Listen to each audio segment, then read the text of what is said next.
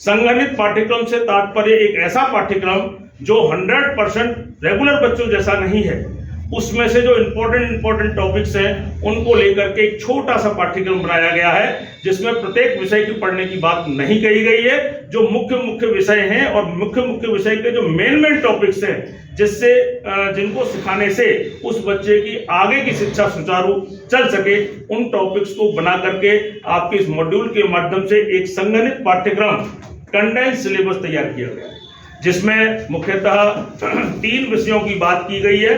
कक्षा 1, 2, 3 के लिए हिंदी और मतलब भाषा और गणित, और बाकी जो 3, 4, 5 के 1 और 2 के लिए भाषा गणित, और 3, 4, 5 के लिए भाषा गणित के साथ साथ हमारा परिवेश यानी कि पर्यावरण या हमारा परिवेश सब्जेक्ट को भी इंक्लूड किया गया है। ऐसा माना गया कि इसमें से जो कॉमन टॉपिक्स हैं, जो छोटे टॉपिक्स हैं, जिनसे अगर इंट्रोडक्शन उस बच्चे का करा दिया जाए तो यह माना जाएगा कि वह बच्चा आगे की जो अपना रेगुलर पाठ्यक्रम है उसमें कहीं ना कहीं वो एडजस्ट हो जाएगा। देखिए, इसी के अंतर्गत पहले दिन आपका हिंदी था, आज यहाँ पर हमारा गणित की बात हो रही है।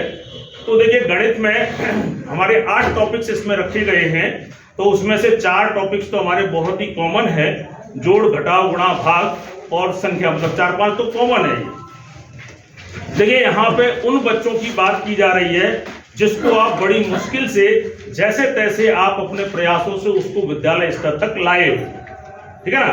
अब आपका एक पहले तो हम चिन्हित करके उसको ले आए, अब हमारे पास एक बहुत बड़ी चुनौती ये है कि वो यहाँ पर ठहरे कैसे। और कोई भी बच्चा ठहरेगा तभी जब आपके पास कोई कंटेंट होगा, उसके मतलब आपके पास कोई कंटेंट होगा जो उसे उसकी आयु के अनुसार आप उसको समझा पाने में सक्षम होंगे, अन्यथा की स्थिति में वो विद्यालय किसी भी कीमत पर आपका आएगा। तो यहाँ पर आपको देखिए, इस कंडेंस पाठ्यक्रम को एक जनरल बनाया गया है, लेकिन कहीं पे ऐसी स्थितियां हो सकती हैं कि जैसे मान लो कोई टॉपिक है, वो बच्चे आपके पहले से उसको जानते हैं, तो आपको जरूरी नहीं है कि उसको आप चलाएं, आप उसको स्किप कर दें, और जहां कहीं भी दूसरा टॉपिक कहीं कठिन लग रहा हो उस समय को आप वहां पर दे सकते हैं। लेकिन पाठ्यक्रम तो एक जनरल बनाया गया है, उसमें से जो आपको अच्छा लगता है अपने बच्चे के हिसाब से। जैसे एक विद्यालय का बच्चा ड्रॉप आउट है, 8 महीने से स्कूल नहीं आया, और एक स्कूल है जिसमें केवल 30-35 दिन नहीं आया, तो सीधी सी बात है उसको रेमेडियल की कम जरूरत होगी और इस बच्चे को रेमेडियल की ज्यादा जरूरत। तो यह आवश्यकता अनुसार छोटा मोटा फेर आप अपने स्तर पर, विद्यालय स्तर पर कर सकते हैं। बात करता हूं मैं गणित की, तो गणित में सबसे पहला टॉपिक है हमारा संख्या पद्धति, संख्याएं। देखिए, संख्या आमतौर पर बच्चा व्यवहारिक संख्या को जानता है, हो सकता है वो मैथमेटिकल नंबर्स को न जाने, संख्या के आंकिक उसको न जाने, क्योंकि बच्चा आपके पास लगभग 4 से 5 साल समाज में रहने के बाद आता है। जब बच्चा जन्म लेता है तो वो कहीं न कहीं अपनी भाषा को जाने अनजाने में, खेल में ट्रायल एंड एरर बेस्ड पर वो सीखता है, और भाषा या तो उसकी मजबूरी मान लीजिए, वो कहीं ना कहीं अपनी बात को व्यक्त करने के लिए इशारा या संकेत, वह भी एक तरह की हमारी सांकेतिक भाषा है।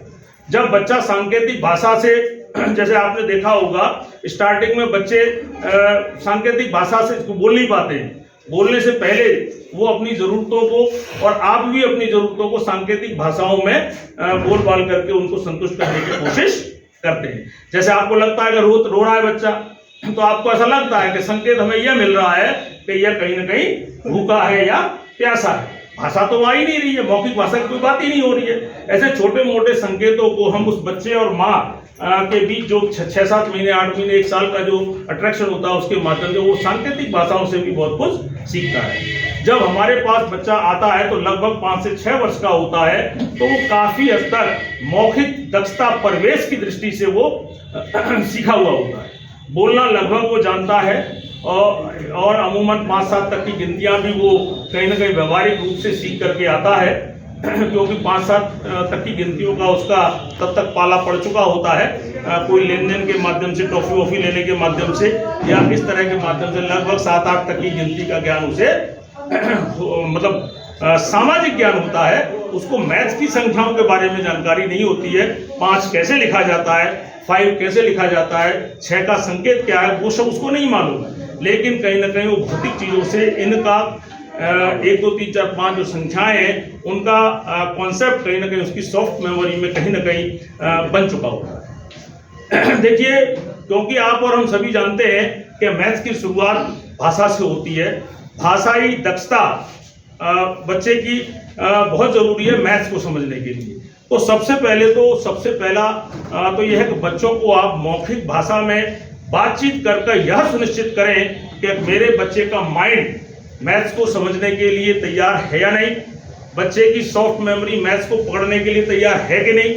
जब तक आप बच्चे की पूर्ण रूप से काउंसलिंग कर यह पता न कर लें कि मेरा बच्चा स्वस्थ और उसके जो सारी इंद्रियां काम कर रही हैं, तभी आप मैथ्स को समझा पाने में सक्षम होंगे।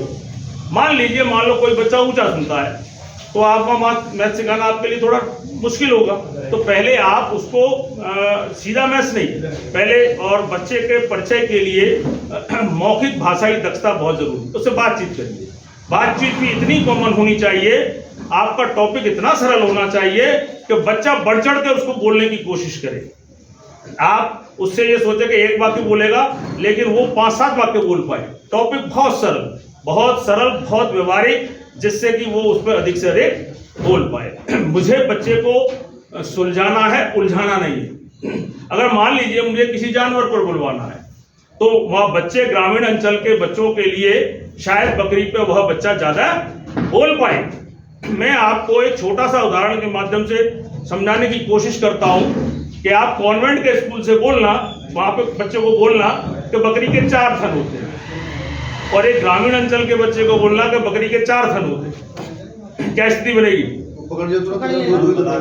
वो चिल्ला उठेगा, अरे मासा झूठ बोल रहे हो, 4 ना होते हैं, 2 ही होते हैं, क्योंकि उसका कॉन्फिडेंस लेवल बकरी के थनों पर इतना हाई है कि वो आपकी बात को मानने के लिए तैयार नहीं। लेकिन हो सकता है कॉन्वेंट के स्कूल के बच्चे, ऐसे बच्चे जिन्होंने बकरी के थनों पर ज्यादा गौर से न देखा हो, तो एक आध तो वहां चुपचाप बैठा रहे।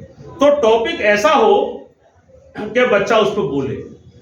वो इतनी जल्दी बोल रहा है क्योंकि उसका जो टॉपिक है, बकरी वाला टॉपिक है, वो उसके परिवेश से जुड़ा हुआ है। ग्रामीण अंचलों में वो इस चीज को बहुत ही अच्छी तरीके से जानता है। अरे बच्चे को तो छोड़िए, आप और हम पे ही, अभी मैं कहूं कि जिराफ पे बोलो एक जना, और एक मैं बोलूं कि भैंस पे बोलो, तो जब हमारी स्थिति ये हो सकती है, जिराफ पे हम कितने वाक्य बोल पाएंगे? 2 4 1 5 से ज्यादा, और शायद भैंस पे हम लंबा चौड़ा ऐसे लिख देंगे। तो कहीं ना कहीं वैसी ही स्थिति हमारे बच्चों की भी।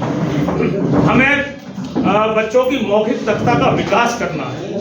हमें ऐसा टॉपिक देना है कि बच्चा बढ़ चढ़ के बोले, और एक बच्चा नहीं, अधिक से अधिक बच्चा बोले। और यह विश्वास कीजिए, जब बच्चा बोलता है तो वो सीखता है। जो बच्चे बोलते नहीं है, चुपचाप सहमे से बैठे रहते हैं, वहां आप लोगों के लिए भी एक बहुत बड़ा क्वेश्चन मार्क है, क्योंकि आपको खुद को ही नहीं पता होगा कि मैं जो सिखा रहा हूं वह बच्चा कितनी मेरी बात को ले पा रहा है या नहीं।